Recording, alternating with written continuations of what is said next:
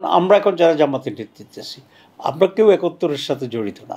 না বাংলাদেশের পক্ষে মুক্তিযুদ্ধ করেছি, না পাকিস্তানের পক্ষে আমরা অংশগ্রহণ করেছি। সুতরাং আমাদের জন্য এটা একেবারেই একটি ইরেলেভেন্ট ইস্যু। জামাতের যারা সিনিয়র লিডার ছিলেন, তারা পাকিস্তানের পক্ষে ভূমিকা নিয়েছেন এবং তাদেরকে আমরা প্রশ্ন করেছি।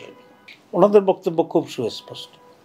ওনারা বলেছেন পাকিস্তান একটা স্বাধীন দেশ ছিল, আমরা 48-এ পাকিস্তানের স্বাধীনতার জন্য লড়াই করেছি, সুতরাং একটা স্বাধীন দেশের পক্ষে আমরা ছিলাম। যদিও পাকিস্তানের শাসকেরা বাংলাদেশের উপরে অনেক অন্যায় অত্যাচার করেছে, আমরা সেই অন্যায় অত্যাচারেরও বিরোধিতা করেছি। সুতরাং আমরা কোনো রাষ্ট্রের স্বাধীনতার বিরুদ্ধে ছিলাম না, আমরা স্বাধীন পাকিস্তানের পক্ষে ছিলাম। যেমন আজকে পার্বত্য চট্টগ্রামের লোকেরা যদি এটাকে স্বাধীন করতে চায়, আর পার্বত্য চট্টগ্রাম কোনো একজন ব্যক্তি বলে যে না আমি বাংলাদেশেই থাকবো, তাহলে সে কি স্বাধীনতার বিপক্ষে লোক হবে? আমরা সেটা তাকে দেখব না, ঠিক আছে না? কিন্তু ওনারা বলেছেন 16ই ডিসেম্বর 1971 সালে যখন বাংলাদেশ স্বাধীন হয়ে গেছে, তারপরে 1 সেকেন্ডের জন্য আমরা বাংলাদেশের বিরোধিতা করিনি। আমরা বাংলাদেশকে মেনে নিয়েছি, বাংলাদেশ আমাদের দেশ এবং বাংলাদেশের স্বাধীনতা রক্ষার জন্য এখন আমরা জীবন দেব, ঠিক আছে? তো ওটা হচ্ছে একটা পলিটিক্যাল কনফ্লিক্ট, পলিটিক্যাল সায়েন্সের কনফ্লিক্টে আপনি you can go either of this. কিন্তু যে বিষয়টা আমি ব্যক্তিগতভাবে মনে করি সেটা হচ্ছে যে পাকিস্তানি আর্মিরা যে অত্যাচার অন্যায়টা করেছে, সেই ব্যাপারে জামাত নেতৃবৃন্দকে আরও বেশি সোচ্চার হওয়া উচিত ছিল। আই পার্সোনালি বিলিভ, ঠিক আছে?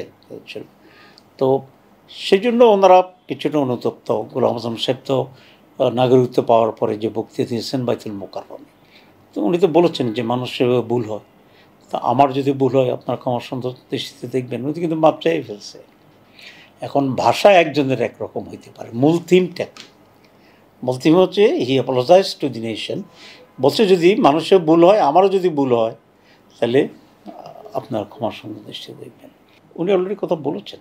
তখনকার জন্য কি ক্ষমা চাইবে কিনা বা এটা আসলে এই বিষয়ে আপনাদের ব্যাখ্যা কি? আমি তো বলেছি ওই বিষয়ে রিলেটেড ছিল কে? গোলাম আজম, আবদুল্লাহ তাহের তো নয়। আচ্ছা, তো গোলাম আজম তো বাইতুল মোকাররমে বক্তৃতায় স্পষ্টভাবে অলরেডি বলেছেন যে আমি যদি ভুল করি আমাকে আপনারা ক্ষমা সুন্দর দৃষ্টিতে দেখবেন। তো ক্ষমা চাওয়া হয়েছে। তো এখন যেহেতু পরিবেশটা বৈরী ছিল এবং পরবর্তী রাজনৈতিক যে পরিস্থিতি ছিল এটা ওনার প্রতিকূলে ছিল, এই জন্য যে ক্ষমা চাইছেন এটাকে তারা কোনোভাবেই অ্যাকাউন্টসে নিয়ে যায়নি, ঠিক আছে না? আমি তো মনে করি গোলাম আজম সাহেব এই ভাষায় যেটা বলেছেন উনি এটা করেছেন অলরেডি।